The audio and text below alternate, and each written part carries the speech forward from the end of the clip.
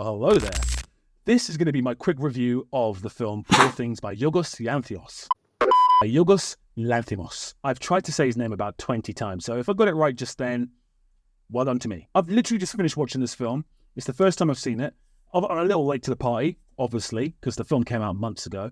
But it is Oscar season, so it's kind of relevant. Now, the first thing I need to say is that I follow this director's work since his first film, and he's progressively got better from a technical standpoint as the years have gone by. He's now working with more elite actors than he did in his first couple of films. He's fully now a Hollywood darling, and it's shocking because his work is so non-Hollywood. Now, the first thing to say about this film is that there's way too much scenes of a sexual nature. I've never seen a Hollywood film with so much sex, literally peppered in about 20% of the film. And I don't think a lot of it is actually necessary. Now, I'm not a big fan of sex in movies. I don't think it really serves a purpose unless it's part of the plot. If you watch a film like Irreversible by Gaspar Noé, the sex scene in that film is relevant to the plot. I feel like a lot of films put sex scenes in to sell tickets, and this film feels like it didn't need to have 90% of the sex scenes in the film. A lot of people are justifying the sex scene in Oppenheimer. Again, I didn't think it needed to be in there. The film would be no different if it wasn't in there. And again, I'm not a big fan of that in films, just to put that out there. The performances here are really good. Emma Stone is brilliant. For me, she's not the best actress from last year. That still goes to Sandra Hüller from Anatomy of a Fall. And I keep banging on the wall about this, but I think the performance of Carey Mulligan in Maestro is also better than this performance. But if someone gave the Oscar to Emma Stone over Carey Mulligan, I wouldn't be too upset. I think they're kind of on par. But I do think Sandra Hüller puts in a better performance. I keep saying Hüller. Why do I keep doing that? Sandra, if you're watching this, I apologise. I do this all the time. My pronunciation of foreign names seems to come with a little accent, and I do apologise. Then the first thing to put out there is this film is batshit crazy. It's absolutely crazy. I like that about it. I like the fact that visually speaking, it's so unique and different. It keeps you entertained for a very, very long time. The performances are really good. William Dafoe in this film is tremendous, and they should be talking about Oscars, but they weren't, and he's not been nominated. So there you go. Just another thing to say here, Mark Ruffalo is fantastic. He's definitely the best actor in the film. His character is brilliant, absolutely brilliant. Some of the things I don't like about the film, I would say the film kind of has a pointed message. And I think the pointed message to me came across as women are good, men are idiots, which in most cases is true, but not in all cases. And I do feel this film kind of beats that point on the head a little too hard, really, for my liking. Is this the director's best work? Well, halfway through, I thought to myself, maybe. But I think it kind of goes on for maybe 20 minutes too long. It's a problem I've spoken about on this channel so many times. Films just overstaying their welcome.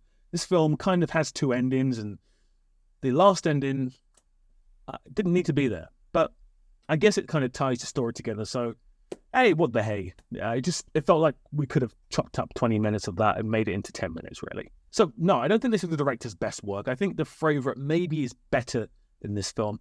And I'm a huge fan of The Lobster. Whether The Lobster is better than this film, I don't know.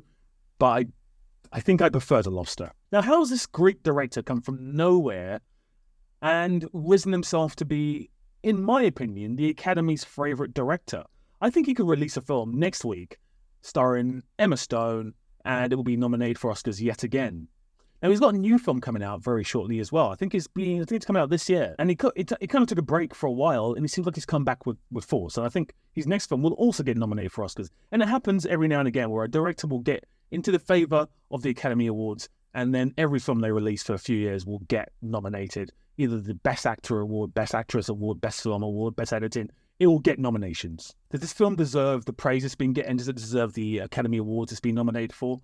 Well, yes. I think out of the films I saw last year, this is definitely in the top 5. I potentially would put it as the second best film from last year. I think Anatomy of a Fall is the best film I saw from last year. I think this comes in second, and I think the distance between them in terms of first and second is quite big.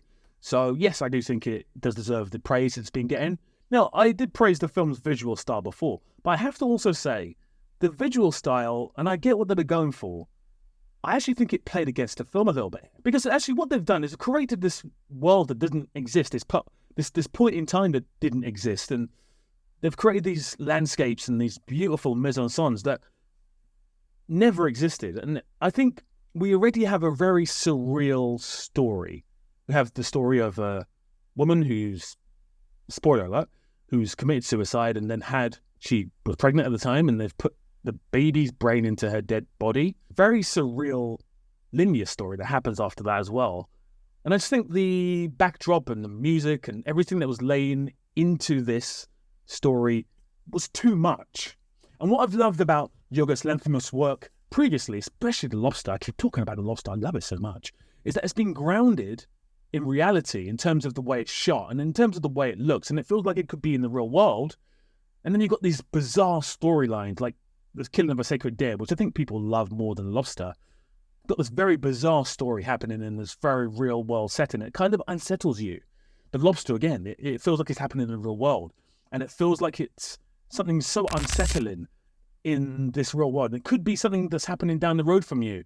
And you just feel like you don't want to be part of this thing that's happening because it's so crazy. And with this film, because the music is so unsettling, which I haven't discussed the music yet, the music is very off-kilt. It's like an infant's playing a bunch of instruments. It's good. I feel like the visuals and the sound and the performances and the script and the crazy prosthetics and just everything is just too much.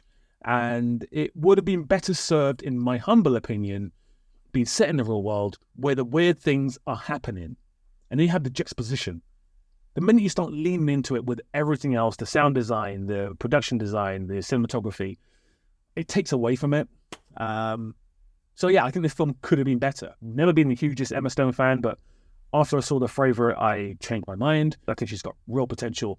And I don't think I've ever seen an A-list Hollywood actress as naked as Emma Stone is in this film. She spent, I swear, half the film naked. It's a bold performance. I think it's completely unnecessary. But hey, I didn't direct it, so I don't care. I'm going to go ahead and give this film a solid 7 out of 10. If you don't know my rating system now, I give marks out of 10, but no film I've ever seen is a 10 out of 10. So do with that information what you will. The film also stars Margaret Qualley, who is a wonderful actress, and she's a Nepo baby. And this is the time for Nepo babies. You may remember her from Quentin Tarantino's Once Upon a Time in Hollywood. And since then, she's kind of been on the trajectory of brilliance. Now, I first noticed her in the TV show The Leftovers, which is a brilliant show. If you've not seen it, I recommend you see it. It's one of the greatest TV shows ever made. And then I noticed her in The Nice Guys with Ryan Gosling and the wonderful Russell Crowe. And then since the Tarantino film, she has gone like this. And I think Hollywood's really trying to push her to be the next big thing. And I do like her, but I'm yet to see a performance from her on the level that Tarantino got from her. She's still on the way up, but I'm keeping an eye on her. I don't know if she's going to be able to get to that next level, but the next Yorgos Lanthimos film does have her starring in it as well. So let's see what she does with that. I'm only doing this review because the Academy Awards are coming up, and hey, why not? It's one of the last Oscar-nominated films that I hadn't seen, and I saw it just now, and I thought, why not review it? Have you seen Poor Things? What do you think of it? Do you think it's the best film ever? Do you think it's the worst film ever? Do you think that it's too over the top? What do you think about all the nudity and the other stuff? Let me know in the comments. If you haven't subbed yet, please sub. I would love to hit 10,000 subscribers pretty soon. So if you could help with that, that'd be really nice of you. There's some videos over here, which I think you would really enjoy if you enjoyed this one. So do click on those. And until we speak again, big love.